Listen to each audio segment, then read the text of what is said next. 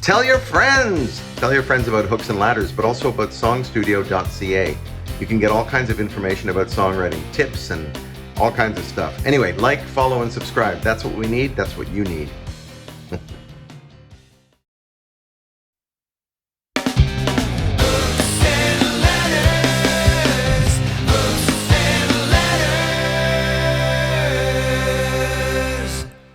Here's another peek at what we did at SongStudio Online last August. Hope you enjoy. The other thing you made during the pandemic, which I thought was so great and so many people enjoyed it, is your new band, new anyway at the time, Super Spreader. Yeah. Isn't that funny, folks? Super Spreader during the pandemic. And Super Spreader has posted a bunch of videos. And is it a 4 or 5 member band? I can't remember. Sometimes it's 5. Yeah, it's all Danny in a single shot in his studio, playing bass, playing drums, switching. So the guy, the Danny wearing the hat suddenly is playing bass, and then playing guitar and moving around and so forth. But it's all Danny playing and singing, and often songs that are familiar. And yeah, they're all cover songs. They're all covers. And it's so entertaining and so good, and the versions are so good. It's music, but it's also kind of like the slot car thing in a way. Well, that was like another blessing of the pandemic, where it's like I had time to just sit down and go, I'm going to learn how to edit this video. And I'm going to learn how to do this. And it took me forever, but I was like, we all had a lot of time. And again, it was just something like I got so into it because it was like this creative thing. And I would work for like 3 days on one of those songs, like, because I'd record it and then film it. And then I'd think of this way. I had to record myself like playing drums on it. And I'm not that great a drummer. So it always would take me like 5 takes. Right. Yeah. So then I do 4 of those. So then at the end you have 5 takes of each thing. So now you have 21 videos to go through. And then you have to I was like, oh, what am I doing? But people seem to really like it, so I kept doing it. Yeah, they're very enjoyable to watch and listen to. They're really, really good. Speaking of watching and listening, would you sing us a song? Sure. Craig yesterday, Craig said, he said, what? He said, on this old thing, and pulled out the guitar as if I was surprising him with the request. He was like, really? You want me to play a song? Okay. As if we hadn't talked about it before. So. Okay, I'll play a new song. It's a little cheesy, but it's in very traditional songwriting form, I think. And our friend, Jude Coombe? Yeah.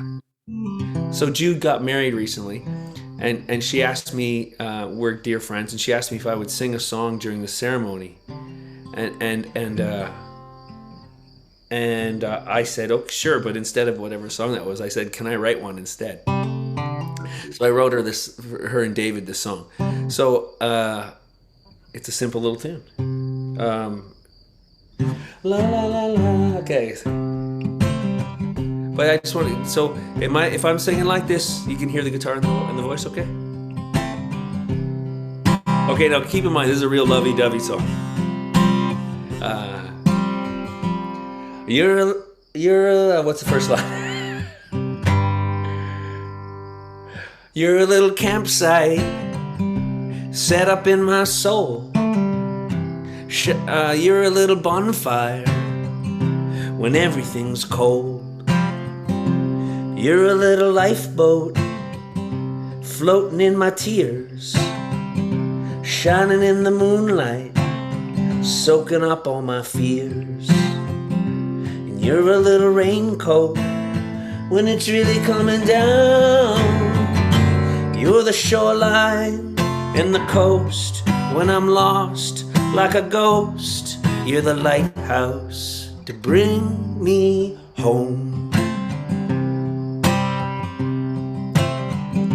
You're a little sweet song stuck into my head, a melody so strong I'ma sing it till I'm dead. You're a little paintbrush and all the colors in the wheel. I can look into your brush strokes and I can see how you feel. You're a little rewrite till every word is gold. the shoreline and the coast.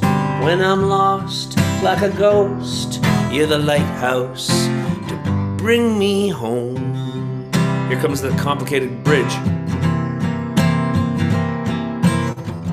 And the older I get, the more I'm finding gray hair's just the silver lining. If it's any consolation, you're every constellation in the night. You're a little nightlight, lighting up my heart and steering me just right when I'm lost in the dark. You're a little dreamboat, you're a Ferris wheel. You're the shoreline and the coast. When I'm lost like a ghost, you're the lighthouse to bring me home. Yeah, you're the shoreline and the coast, and the one I love the most. You're the lighthouse to bring me home.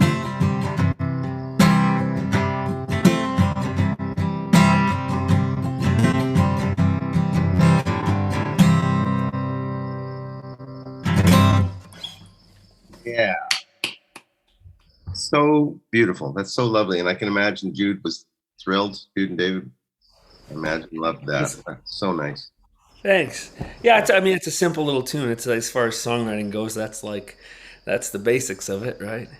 Yeah, but excuse me, but it's and so to that song, so for example, that song, I'm like, Yeah. okay, I'm just making a list in my mind of funny things that like or interesting things that you're a little something, and Yeah. then and I had a huge list of them. Like but I like you're a campsite, and campsite. Yeah, there's a few in there that are beautiful. I mean, well, they're all beautiful, but there's a few that are odd and beautiful. Campsite is one of them. It's well, see, there's the idea of the first line. I wanted to make you go, what? yeah, and it did, and it's great. You're a little campsite, yeah. Did you do that thing that I do sometimes where I take a piece of paper? I don't know why I have to demonstrate it, but piece of paper, and on one side, look, I've drawn a line down the middle. But on the one side, I might write the song, right? And on the other side, I write down the ideas, like the list of what might go in there, because I know where I'm going with it, and I just, Oh, I don't do that. That's interesting. Cool. Well, it's a high concept. You take a piece of paper and you put a line down the middle. It's amazing. And then you have poem. I recommend it to everyone, actually. Blair's songwriting technique. Yeah, that's a beautiful song, man. That's lovely. And I'm curious though, if you don't mind, what song did Jude want you to sing?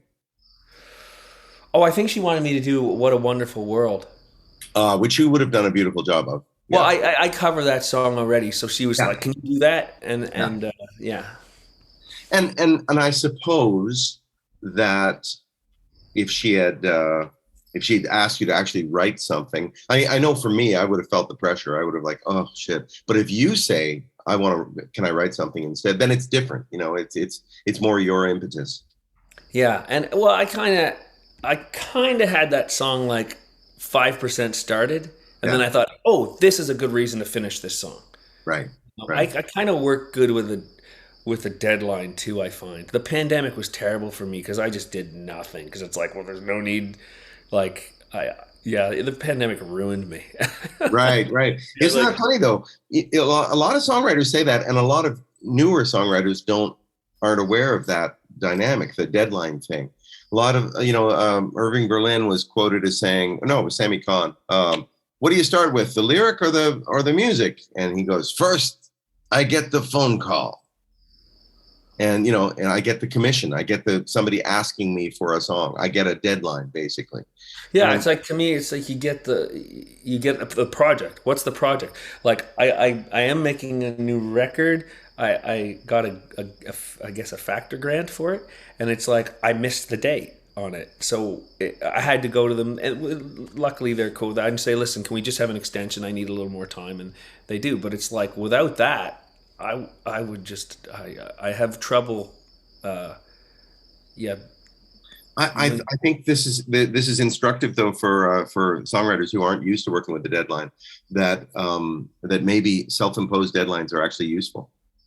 Yeah, yeah. Well, or else I think, okay, if I want to go on tour again, like if I want to go out west and play some shows in 23 in the spring, and if I want to try to get into some festivals in 2023, I got to have something new. I can't just be like, hey, remember the record I made 5 years ago? Book me. You know, so that's the a carrot in front of me too. You know. Yeah. And what about these festivals that you want to play at? Do you ever go to like Folk Music Ontario or things like that? Do you ever work the room kind of, or do you just apply like everybody else? Like how does it, or do you get invited and you don't apply? You know? I apply like everybody else. Yeah. I don't think I just get invited that often out of the blue. Yeah. It's usually me and my agent working hard, begging. And all the big ones this year I didn't get. You know, I tried. Right. Yeah. It's like, yeah, there's a million bands out there, and I'm not the new guy. So yeah. Well, I think that's realistic.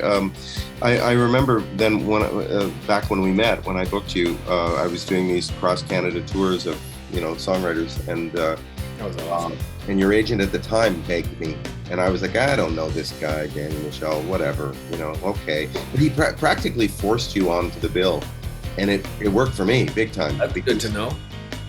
Thanks for taking a glimpse with us inside the SongStudio workshop from last August. Stay tuned for more.